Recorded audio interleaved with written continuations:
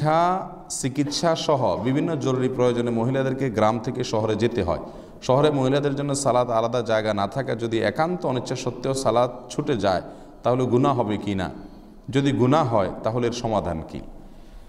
দেখুন, মেয়েরা যদি সালাতের সময় কোনো শহরে অবস্থান করেন, এমন কোনো জায়গায় অবস্থান করেন যেখানে নামাজের কোনো ব্যবস্থা নাই, তিনি ওই অবস্থায় নামাজ না পড়লে গুনাহ হবে কি না? আমি বলবো বাংলাদেশের প্রেক্ষাপটে গুনাহ হবে। কেন গুনাহ হবে? কারণ মহিলাদের জন্য আলাদা নামাজের ব্যবস্থা নাই, কিন্তু নামাজ পড়ার কোনো জায়গা নাই, এমনটি তো না।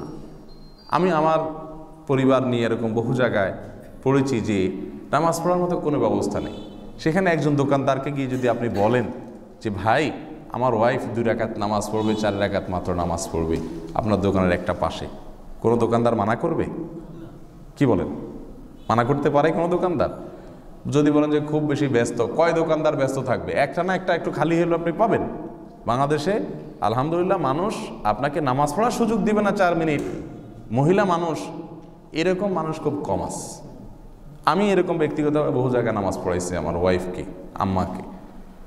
আর মসজিদ যেটা পুরুষদের, সেই পুরুষদের মসজিদে বোরকা পরা অবস্থাতে আপনার পরিবার যদি মসজিদের এক কোণে দাঁড়িয়ে নামাজ পড়ে, কোনো সমস্যা আছে? কোনো অসুবিধা নেই। আমি এটাও করেছি বহুবার, যে মসজিদের এক কোণায় জামাতের পরে বা জামাতের আগে মুসল্লিরা বের হয়ে গেছে বা অল্প স্বল্প মানুষ আছে, যে বোরকা পরে কোনো এক কোণায় সে তার নামাজটা পড়ে নিচ্ছে, এতে কোনো অসুবিধা নাই। মুসলমান নামাজ ছাড়বে এটা তো কল্পনাও করতে পারে না। এমন কোনো সিচুয়েশন নাই যে সিচুয়েশনে কি করা যায়, নামাজ ছাড়া যায়। কথা কি বুঝতে পারছি? আপনি দাঁড়ায় না পারলে বসে, বসে না পারলে শুয়ে, ইশারায়, উজু না থাকলে তায়াম্মুম করে, উজু করতে না পারলে তায়াম্মুম করে, তায়াম্মুম করতে না পারলে সেটারও অপশন আছে, কেবলার দিকে না ফিরতে পারলে যেদিকে ফিরেন সেদিকে করে পড়বেন। যদি আপনি আল্লাহ না করুক পোশাক না থাকে, ফরজ আদায় করতে না পারেন, সতর ঢাকতে না পারেন, তাহলে বিবস্ত্র অবস্থায় আপনাকে সালাত পড়তে হবে। দাঁড়ায় পড়বেন না, বসে পড়বেন, তারপরে পড়তে হবে। সালাত এমন একটা জিনিস, নামাজ এমন একটা জিনিস, এটা ছাড়ার মতো কোনো সিচুয়েশন হতে পারে না। তাহলে সেন্স যতক্ষণ আছে ততক্ষণ সালাত পড়তে হবে।